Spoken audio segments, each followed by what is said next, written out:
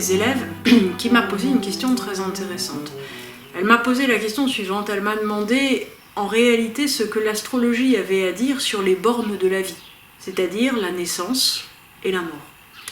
Alors c'est une grande question parce que en général, moi ce que je dis c'est que je suis astrologue, je suis pas, même si je suis très spirituelle, je l'espère en tout cas, même religieuse dans ma manière de me positionner en tant qu'être humain, en tant qu'astrologue, j'essaye d'être astrologue. C'est-à-dire que j'essaye de ne pas sortir des limites données par l'astrologie. Donc quelles sont les limites données par l'astrologie? C'est le moment de la naissance, n'est-ce pas?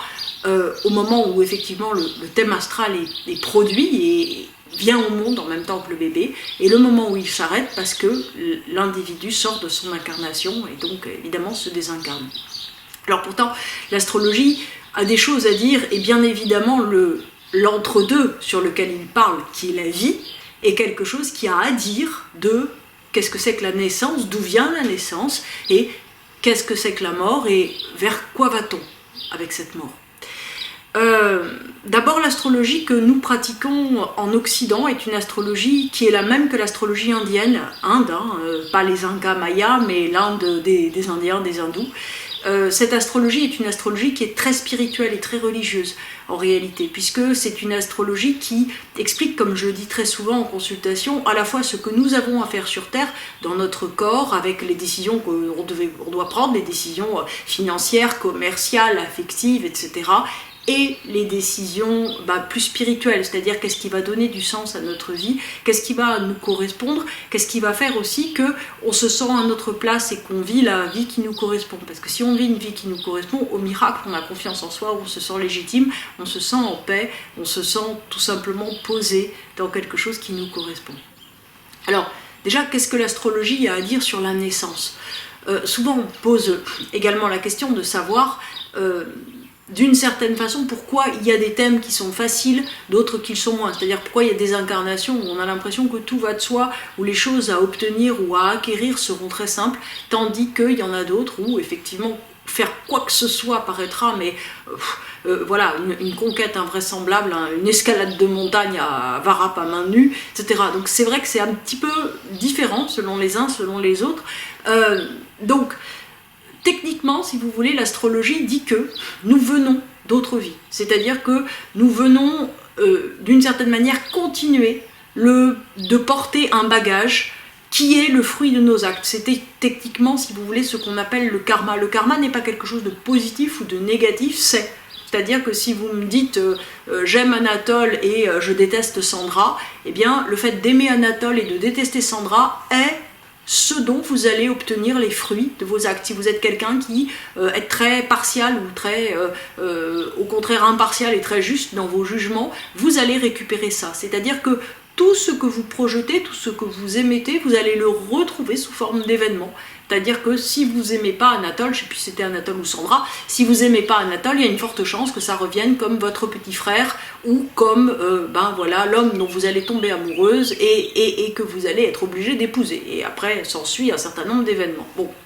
Donc, en fait, la naissance montre simplement un point de départ. Ça paraissait logique avec la naissance, hein. C'est un point de départ de qu'est-ce qu'on va venir déployer. Alors, si vous n'adhérez pas à ce que les hindous présentent sous forme de réincarnation, vous pouvez aussi imaginer le transgénérationnel, la généalogie. Vous pouvez être une âme créée par Dieu, vous pouvez être ce que vous voulez. L'important, c'est d'arriver à comprendre qu'une âme vient au monde déterminée, c'est-à-dire qu'elle vient déterminer, alors pour les hindous par ce qu'elle a fait précédemment et aussi par ce qu'elle souhaite conquérir dans cette vie.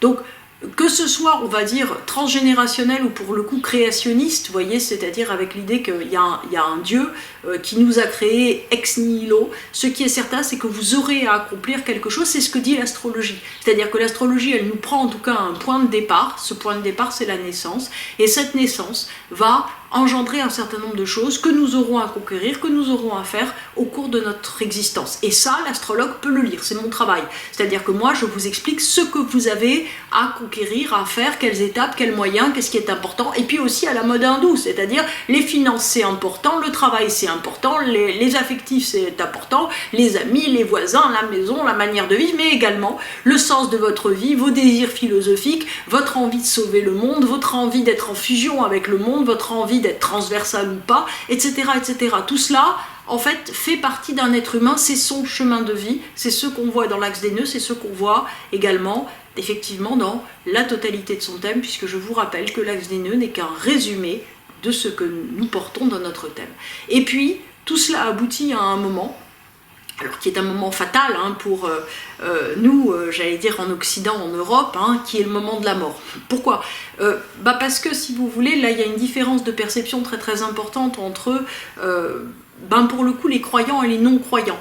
C'est-à-dire que pour les gens qui sont d'une certaine façon focalisés sur l'entre-deux, vous voyez ce qui se passe entre la naissance et la mort est désespérante, puisque la mort c'est la fin. C'est la fin de quoi? C'est la fin du fait de pouvoir vendre des haricots dans votre magasin, c'est la fin de pouvoir avoir une jolie maison, c'est la fin de voir vos enfants, c'est la fin d'être avec vos parents, c'est la fin d'être avec vos amis, d'aller boire de la bière, de vous amuser, de vous détendre après le travail, c'est la fin. Vous ne pourrez plus regarder de séries a priori quand vous serez désincarné. Donc, si vous voulez, c'est la fin d'un certain nombre de choses. C'est la fin d'un certain nombre de choses qu'on valorise. Vous voyez, c'est très important quand des gens me disent « oui, machin, il aime aller au café alors que truc veut sauver le monde ». C'est vrai, on a envie de dire que truc qui veut sauver le monde, c'est mieux que machin qui va au café. J'ai envie de vous dire que faites de ce que vous voulez, de ce que vous jugez le plus haut, entre guillemets, votre Dieu. Le point, c'est que c'est le même réflexe, c'est-à-dire que vous pensez que quelque chose, d'une certaine manière, va donner sens à votre existence. Et autant, effectivement, on peut discuter sur quel est le meilleur emploi de votre temps par rapport à vous, pas par rapport au monde extérieur, par rapport à ce qui vous correspond, autant, si vous voulez, il y a quelque chose qui est identique pour tous les êtres humains, c'est-à-dire que nous cherchons l'accomplissement, quoi qu'il en soit, à travers quelque chose qui est extérieur à nous. Cette chose extérieure à vous, ça peut être bénévole au Resto du Cœur, ou au contraire, aller danser en boîte de nuit, et ce désir de plénitude est similaire. On peut éventuellement dire qu'il n'a pas la même maturité, qu'il y en a un qui est plus narcissique, plus égoïste que l'autre. Toujours est-il, si vous voulez, que c'est un désir de plénitude, et on ne sait pas de toute façon où mène un désir et où ramène. Si ça se trouve, en allant danser dans une boîte de nuit, vous allez rencontrer un bénévole des Restos du Cœur et vous allez aller au Resto du Cœur, et si ça se trouve, après le Resto du Cœur, vous allez partir en boîte de nuit. Donc c'est très important, si vous voulez, d'arriver à comprendre de toute façon que sur Terre, il y a aussi quelque chose qui est assez perturbant en fait, c'est que tout se transforme en permanence, c'est-à-dire que vous êtes persuadé d'agir pour le bien, vous êtes persuadé qu'il y a des gens qui sont très gentils, et puis un an après, 2 jours après, vous vous rendez compte que non, en fait, la personne sur laquelle vous avez parié, en fait non, en fait elle n'est pas gentille, elle est intéressée financièrement, ou elle est intéressée par quelque chose, ou bien au contraire, cette personne que vous étiez en train de condamner, c'est justement celle qui vous tend la main pour quelque chose. Donc en fait, le point très important, si vous voulez, sur l'intervalle entre la naissance et la mort, c'est d'arriver à comprendre que comme on est sur Terre, les choses ont une forte propension à se transformer en permanence. C'est-à-dire que si vous essayez de porter un jugement définitif sur ce qui vous convient, sur quelqu'un, etc., il y a de fortes chances que la vie en fait vienne vous dire que vous vous trompez, ne serait-ce que pour garder la souplesse. Alors, où est-ce qu'on aboutit avec la mort? Alors, normalement, si vous voulez, il y a tout un processus, sauf quand il est malheureusement accéléré, parce qu'il y a des vies qui sont comme ça aussi, mais quand ce n'est pas accéléré, en général, si vous voulez, il y a déjà une lente décontation qui fait que on ne peut plus faire un certain nombre de choses. C'est-à-dire que quand vous aviez 30 ans, vous adoriez l'escalade, à 85 ans, vous avez une polyarthrite rhumatoïde, et vous n'allez plus bouger de votre fauteuil. Donc, en fait, vous n'allez plus pouvoir faire de l'escalade, sinon dans votre tête. Donc, ce qui veut dire, si vous voulez, que si on le regarde avec les yeux de notre société, et la société française là, de 2021, ouais c'est ça, dans laquelle on vit, je croyais dire 2011, mais non, 2021, voilà, c'est rien, je suis un petit peu déphasée. Voilà, donc si on est effectivement dans cette société, on se dit c'est atroce d'avoir 85 ans et de ne pas faire de l'escalade, alors que c'est absolument génial d'en avoir 31 et de faire de l'escalade. Les hindous vous diront pas ça. Les hindous vous diront, profite à 31 de faire de l'escalade et profite d'autre chose à 85. Si tu as toujours envie de faire de l'escalade à 85, c'est que tu as loupé, mon gars, un certain nombre d'étapes. C'est-à-dire qu'il y a des étapes de décantation. Normalement, il y a des désirs qui nous quittent, il y a des choses, si vous voulez, qui s'éloignent de nous, qui sont moins tentants. C'est-à-dire que normalement, on va dire que jusqu'à 42 ans, vous avez envie de conquérir le monde extérieur, de courir partout, de faire des voyages, de faire des rencontres, voilà, de vous amuser énormément. Et normalement, à partir de cet âge clé, vous savez, qui correspond au demi-transit d'Uranus, eh ben, on vous dira que normalement, vous commencez de vous intérioriser, vous commencez d'avoir envie, j'allais dire, d'être plus centré, d'être moins en mouvement extérieur et plus en mouvement intérieur. Donc normalement, si tout se fait bien, on va dire que quand vous arrivez à l'âge canonique de 85 ans, il y a un paquet de désirs qui vous auront quitté. Donc, et parce que vous les aurez laissés partir. Qu'est-ce que c'est qu'un désir qui continue de subsister? C'est qu'on ne l'a pas laissé partir. Pourquoi on ne l'a pas laissé partir? En général, pour une simple raison, c'est qu'on a considéré qu'on ne l'avait pas assez vécu. Alors, c'est quoi le point de pas assez vécu? Parce que ça, c'est une chose qui est très importante. C'est-à-dire que si vous avez eu 19 histoires d'amour, voilà, vous pouvez vous dire, j'ai eu 19 histoires d'amour, mais elles ont toutes été décevantes, donc il m'en faut une vingtaine qui soit vraiment heureuse. Voilà. À quoi on pourrait vous objecter que Maximilien, qui n'en a eu que 2, qui n'ont pas non plus été fabuleuses, et qui est toujours avec sa deuxième, lui par contre, il est maintenant absolument à fond sur le fait de construire des paniers en osier. Voilà, et que c'est sa passion dans la vie, d'ailleurs c'est plus adapté à ses 85 ans.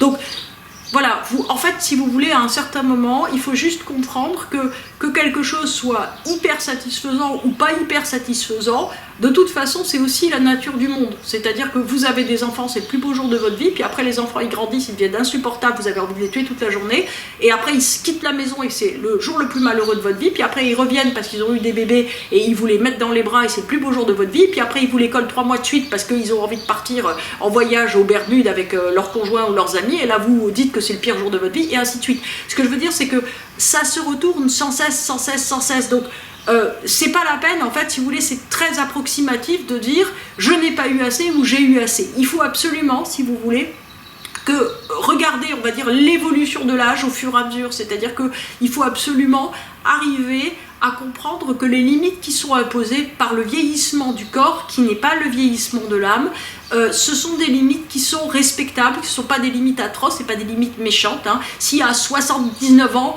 eh ben, vous êtes un peu moins beau ou un peu moins joli que quand vous aviez 27 ans, et encore c'est pas sûr, hein, eh ben c'est pas grave. C'est-à-dire que peut-être vous serez vraiment moins sexy, c'est probable en tout cas, mais, et encore c'est pas sûr, mais mettons que vous le soyez un petit peu moins à 79 ans, et ben en fait vous pouvez être beau autrement, vous pouvez être aimé autrement. Et ça c'est très important de comprendre que il y a différentes façons de s'amuser, il y a différentes façons d'être aimé, il y a différentes façons de trouver son bonheur ou sa paix, et que normalement les expériences de l'âge changent ça. Alors pourquoi c'est très important d'intégrer, j'allais dire, le process que la vie change et que notre corps change, parce que en fait si on ne valide pas le fait que notre corps change, notre esprit il est complètement perdu. Très souvent j'ai des gens en consultation, et moi je le constate très bien sur moi, c'est que en fait, plus j'avance en âge, plus je me sens très proche de la petite fille de 8 ans que j'étais, ou de l'adolescente de 14 ans. C'est-à-dire que je sens en moi les émotions que j'avais à 14 ou 8 ans, et des gens qui sont quelquefois beaucoup même plus âgés que moi me disent « mais je me sens tellement jeune ». Bien sûr, on se sent jeune, il n'y a que le corps qui vieillisse, nous on ne vieillit pas. Ça c'est le grand secret, hein. Vous vous rappelez, on est une âme dans un corps. Mais l'âme qui est dans un corps, si vous voulez, en même temps, il faut qu'elle soit d'accord pour expérimenter différemment. Et le gros problème, à mon avis, de notre société, c'est ce que je dis très souvent à mes élèves, c'est que en fait, on est monomaniaque en fait dans nos expériences. C'est-à-dire qu'on se dit, il y a un type d'expérience qui est adapté et un autre qui n'est pas. On se décerne des prix toute la journée.